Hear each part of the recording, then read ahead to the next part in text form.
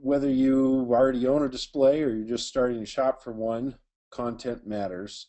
We've all heard the very cliche "content is king" phrase, and while it is somewhat of a cliche, I believe that it is the most important and critical part of any sort of digital signage execution you're considering, including if you already own displays. But certainly, in our opinion, it's the most important decision you need to consider before you even start looking for players and start looking for hardware and all of that, because in many cases, how you create the content is going to dictate what kind of display you want to get and how you're going to run it. So there's probably a whole lot more than 5 points, but for today's purposes, there's 5 major points to consider when making the crucial content decision. First one is, who is your audience? Next one is, what is the audience frequency? What's being communicated? How long people are watching? And who's going to make it? So those are kind of our 5 major points, and I'll get into those now. Who is your audience? So I think this is probably the most critical question you have to ask yourself when you're considering digital signage or the content for it. If you're a retailer, or if you're a museum, or whatever your situation is, if you're a building owner and you want to put something in your lobby, you have to ask yourself, is my audience an existing customer? Are they a new customer? Is it an internal audience? Maybe your digital signage program that you're looking at is supposed to be focused at your internal employees. But the primary question to ask yourself is, who is my audience? And then you also need to know, are they young, are they old, are they female, male? Is there a lot of, I work a lot in Times Square, and in Times Square there's an enormous amount of visual distraction, and so you have to ask yourself, how am I going to stand out in that visual crowd? Or are you one display that's out there all by itself? So you have to ask yourself, who is your audience? Because these things all play into, how do I go about creating content or acquiring content for my digital sign? So the other thing that you need to consider with who is your audience is the frequency that you're going to see them. If you were a grocery store, for instance, and you put digital signage somewhere in your store, you have to realize that customer of yours is going to see this digital display, every week, if not twice or 3 times a week, for a long period. And so it's an awesome opportunity for you to create a relationship with that customer. But if you put the same content up and leave it there for 6 months at a time, you basically wasted your money. So it's really critical, I think, to figure out what is your plan, how are you going to communicate with that client. An alternate scenario is, and this is somewhat the case in Times Square where I do a lot of work, a tourist destination. You could get away with having one really great piece of content in a tourist destination, and the chances are that if your audience is primarily made up of tourists, they may not come back and see that display again for another 10 years or 5 years or something. So in that case, it's not as necessary to create a plan where you're going to change the content, once a week or even twice a week or something like that. Then I would suggest you want to put something together that's really memorable, and probably figure out how to create some sort of social media sharing that goes with that content, so that if you were in the situation where your guest isn't going to be seeing the content on a regular basis. So the next thing to consider is what's being communicated. And this is really where you have to, in my opinion, sit down with all of the stakeholders in your company, whether it's the CEO and the marketing department, salespeople. You really need to define what it is your goal is with what you want to communicate to that client or to that prospective customer. Um, because a lot of times people get digital signage and they just, put up something simple and quick, and either it stays there for a long, long time and doesn't get changed, or there's kind of a lack of direction within the company as to what the purpose of the the communication is. And so a lot of digital signage executions that I've seen, they just, it's not used to its fullest extent, and it's primarily because people just don't give enough thought to what they want to communicate. Couple examples of what your content communication might be is maybe it's just ambiance. We're working on a project right now where the client is a retailer and their primary goal is just to create an ambiance of a spa-like setting in a retail situation. And so we're going out and shooting a bunch of 4K red footage, of nature footage and things like that, because it's a really, really wide application with 8 screens wide. And so we're going out and shooting some specific stuff for that application. Your message might be branding. It might be just, if you were in a store and you want to reinforce brand, then you're going to put something like that together. It could be a sales message. Your focus could be, do I want to sell something? Do I want to cause people to, we're in this space, increase sales? Well, if that's the case, then you need to examine, how are we going to accomplish that? What are we going to tell people to get them more interested in purchasing the product that's near the display that we have. Interactivity can be a great way to get that, whether it's through mobile or through touch or through Connect. There's a lot of motion interactivity that's available these days. So those are just some ideas of, examples of what you're communicating. But it's really important to have a clear and concise idea of what it is you want to communicate. So another really critical thing to think about when figuring out what you're going to do for content is, what is my dwell time? How long are people watching my sign? Chances are, unless you're putting, 5 figures, 6 figures into your content and creating a show that's, something that you could sell tickets for, people are glancing at your sign more so than standing there watching it. But it's really critical to know, am I, a situation where I'm a subway platform where people are standing there for 3 to 5 minutes on average, or is it a situation where it's, at an airport or something, or, somewhere where people are just walking past it and my dwell time is really short? Maybe it's only 15 or 20 seconds. If your digital display was on a road, maybe your dwell time is basically the time it takes from when you can see the sign to when they've gone past it. Maybe that's only 15 seconds. As a content producer, we love those situations where the dwell time is 15 minutes. In Times Square, the average dwell time is 2 hours and 45 minutes. So we've got lots and lots of time to put content up.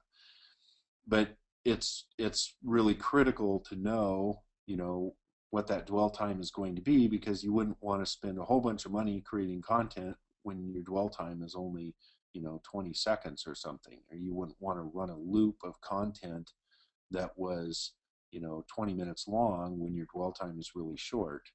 It would be more important to ask, okay, if I have a short dwell time but my audience is regular, then you'd want to run a really short loop and change the content on a more regular basis. like a subway platform, or another thing to think about is like if you're doing content for a trade show or something like that. A trade show is typically you want to grab their attention and then get them into the booth. So, figure out how your content is going to do that, but it probably is going to be a fairly short dwell time because people are kind of walking by. Let's see. So, how long are people watching? Don't forget to consider the environment. I kind of already covered this. The other thing to think about is how far away your viewer is. The subway platform, for instance, you've got a display that's probably no more than 30, 40 feet away, and your display might be 5 foot by 7 foot or something. Maybe it's only a 42-inch panel, but in any case, your viewer is fairly close, so you don't have to have your copy as big. You also want to think about when, with your environment, how much you can say. A lot of our clients that we've had over the years, they have a small sign and a short dwell time, and they give us a message that is the equivalent to one page out of a book. And it's like you don't have enough time to tell that much of a story. You need to figure out how to say that, get your message across in fewer words, or do it with pictures. So that's another critical thing to think about. So the other thing to think about is your audience frequency.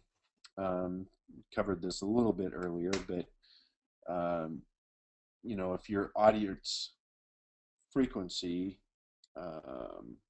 is, like I was saying before, very very close together, where you've got people showing up once or twice a week versus showing up once or twice a year. You want to change how often you change your content with that. Apologize for this. It looks like we have a slide or two out of order here. So the next big, another question that we're always interested in is who's going to make the content. I think a lot of people, when they get into creating content, they're thinking that they're just going to go online, buy some stock footage, or they're going to have someone in the company do it. But what we've found is that unless you really dedicate an internal person, or you hire a company like ours, we find that the same content ends up being up there for 6 months at a time. One of the things that you can do to get away from that is you can do what I call automatic content. So there's a lot of companies out there like ScreenFeed or DigiChief that have licensed feeds of entertainment news, sports related stuff. There's obviously day, date, weather, type of information that you can get. And there's a lot of the players these days have widget based content that you can put in. The only challenge with that content is that it's people see it on their homepage every day, whether they're on Yahoo or MSN. They see it on TV. It's kind of ambient and everywhere, and people kind of tune it out. And real honestly, it doesn't do the job that you probably invested in digital signage for. So you have to ask yourself, okay, I want to create some compelling content. Be prepared to spend some money on that. Too many people, I think, figure that digital signage is just buying the hardware and then it's done, but there really needs to be a budget allocated towards, creating and refreshing and managing content across whatever, digital sign platform you're undertaking.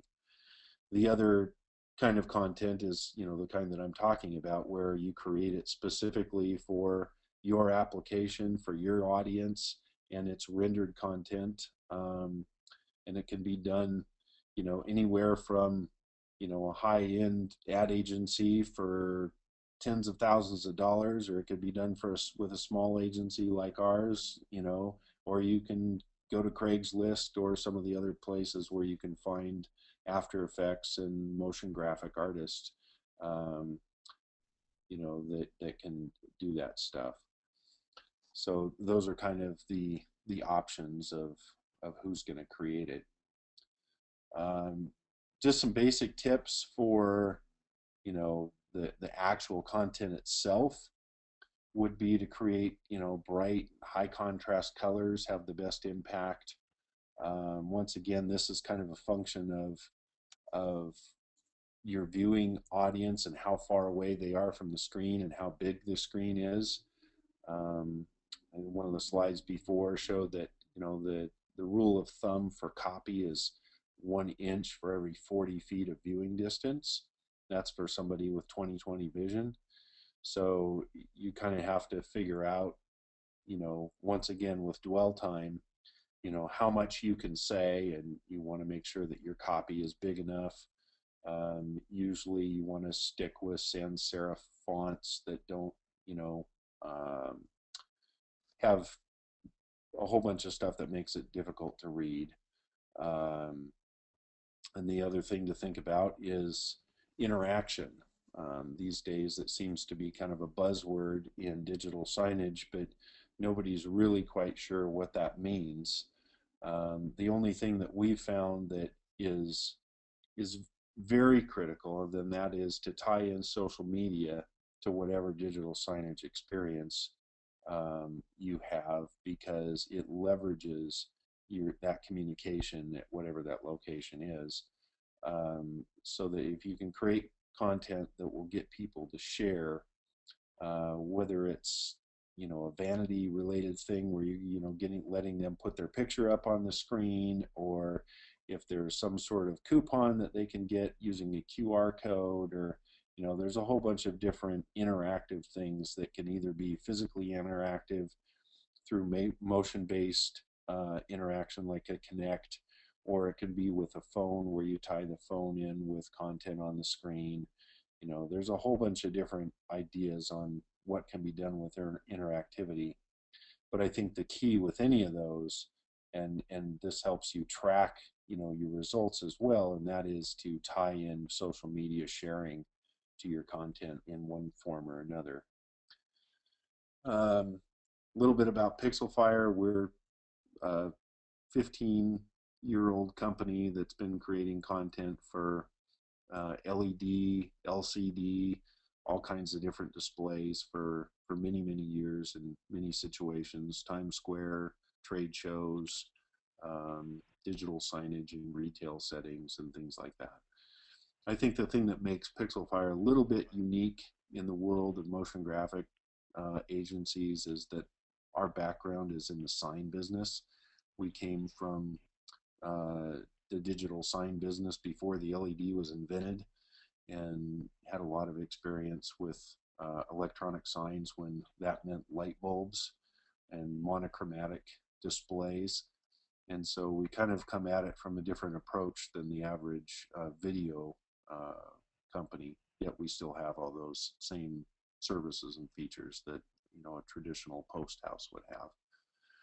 Some of our clients are some of the big brands of the world. We've done, like I say, a ton of work in Times Square with a lot of these companies. And that's just a quick list of, you know, the different kinds of services that we offer. I won't go through all of these because you guys can all get the PowerPoint online, I think Sarah said. So with that, that's maybe a little bit short, but that's the presentation. Sarah, I'll let you take over. Thank you so much, Steve. I'll take it from here since this is a NanoLiving slide. I'm sure that all of you registered for this webinar on our website. We also have white papers, blogs, case studies, even continued education with AIA available on our website. So check back. We update it often. Steve, if you don't mind going to the next slide. Perfect. All right, so I'm going to pass the torch over to Paul really quick. While Paul is just giving you a quick 2-minute briefing on nanolumens. If you guys have any questions, you can type them into the question bar on the side. We still have about 8 minutes left of this, so we'd love to take some questions. We've got Steve here ready to fire back some answers at you. So while Paul is sharing with us about nanolumens, get your questions in. Outstanding. Well, thanks, Sarah. Just wanted to briefly say, on the screen you see our contact information. You probably found us on our website anyway, which is how you registered for this webinar. But there's our contact information. We certainly welcome people to come by our facility. If you don't know much about nanolumens, we're one of the largest manufacturers of indoor specific LED displays. We do a lot of very interesting custom projects. We love the strange stuff, the stuff that other people say can't be done. We sort of gravitate to that. But we do focus almost exclusively on indoor displays and mostly the higher resolution higher resolution displays. So 6 millimeter, 5 millimeter, 4 millimeter, et cetera. So we do have a variety of displays all around the world, not only just here in the United States, but on actually 5 continents. So we have a pretty broad reach, and we certainly love interesting projects, and we love working with our friends at Pixelfire. They make beautiful content that looks really great on our displays. So I think we do have a couple of questions. Sarah had a couple. One is, Steve, someone asked if you could clarify the 1 inch for 40-foot rule, exactly what you meant by that. Well, what that means is that for every inch of, or for every 40 feet of viewing distance, so if I have let's say that I have a display that's just a 55-inch LCD, or if I had an LED that was, you know, a 8-foot diameter LED, and my closest viewer was 100 feet away, then I would want to have a character height, minimum character height of 2.5 inches, because it'd be, you know, 100 divided by 40 is 2.5, so you'd want to have minimum 2.5 inch character height in whatever content that you put if your viewer was 100 feet away. Gotcha. So you mean that's text height is what the 1 inch and 40 foot is. Right. And that should be used as a rule when you're looking at how big of a display do I need. So right. You kind of want to see where's the sweet spot for the viewer, and then you want to figure out, you know, once again, what do I want to say?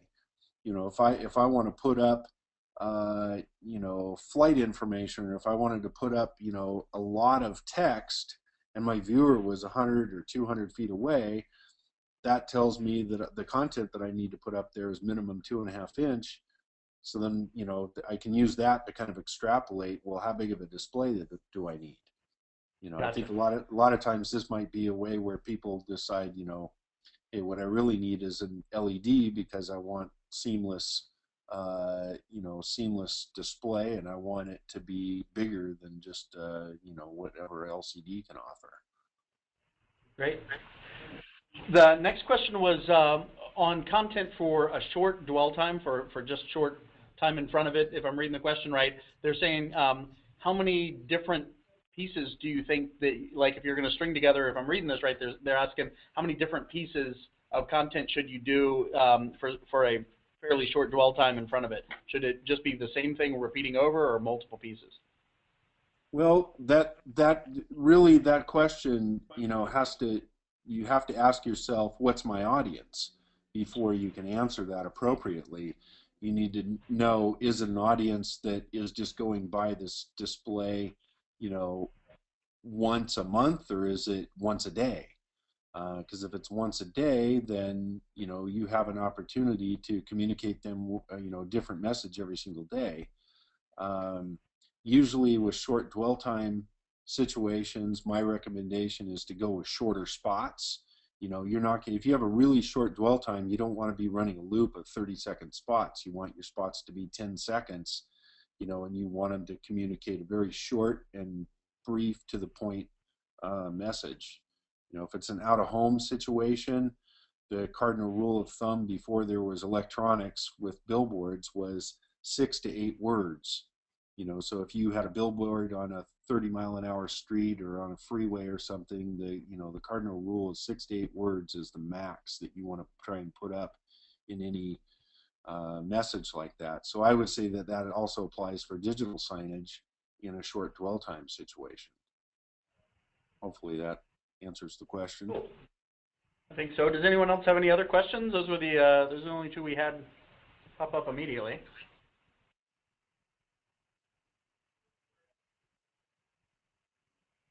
Okay, well, if there's no other questions coming in, then we will give you back 3 minutes of your time. Thank you so much again, everybody, for joining us for today's webinar. And Steve, I can't thank you enough for participating in this. It was hugely helpful and very informative, and I know that I got a lot out of it. I'm sure that our listeners did as well. So everybody enjoy the rest of your days. And like I said, this will be emailed out, the slides and the presentation. And I'm sure that just like you can contact us at any time with questions, that Steve feels the same way. So thanks again, guys. Thank you.